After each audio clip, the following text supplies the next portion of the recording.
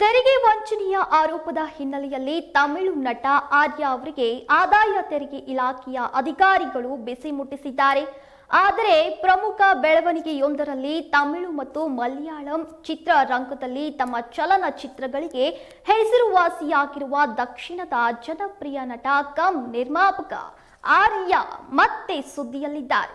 ಹೌದು, ಇಂದು ಬೆಳಗ್ಗೆ ನಟ ಆರ್ಯ ಅವರಿಗೆ ಸೇರಿರುವ ಸಿಸೆಲ್ ಹೆಸರಿನಲ್ಲಿ ಕಾರ್ಯನಿರ್ವಹಿಸ್ತಾ ಇರುವ ಚೆನ್ನೈನ ಬೆಳಚರಿ ಕೊಟ್ಟಿವಾಕಂ, ಕಿಲ್ಪಾಲ್ ಮತ್ತು ಅಣ್ಣಾ ನಗರದಲ್ಲಿರುವ ರೆಸ್ಟೋರೆಂಟ್ಗಳು ಹಾಗೂ ತೇನಾಂಪೇಟೆಯ ಮನೆಗಳ ಮೇಲೆ ಕೊಚ್ಚಿಯ ಆದಾಯ ತೆರಿಗೆ ಇಲಾಖೆಯ ಅಧಿಕಾರಿಗಳು ದಾಳಿ ನಡೆಸಿ ಪರಿಶೀಲನೆಯನ್ನ ನಡೆಸಿದ್ದಾರೆ.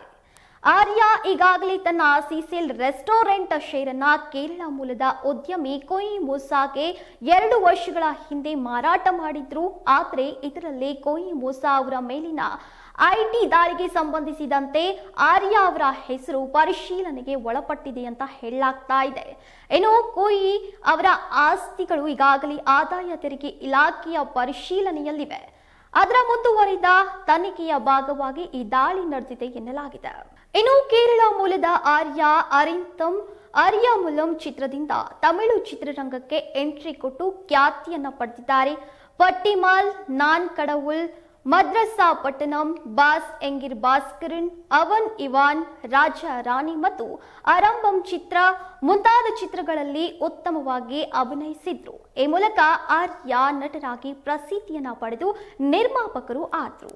ಆರಂಭದಲ್ಲಿ ಸ್ನೇಹಿತರೊಂದಿಗೆ ಕೆಲ ಮಲಯಾಳಂ ಚಿತ್ರಗಳಲ್ಲಿ ಕೆಲಸ ಮಾಡಿದ್ರು. ಬಳಿಕ ತಾವೇ ತಮಿಳು ಚಿತ್ರಗಳನ್ನ ನಿರ್ಮಿಸಿದ್ರು.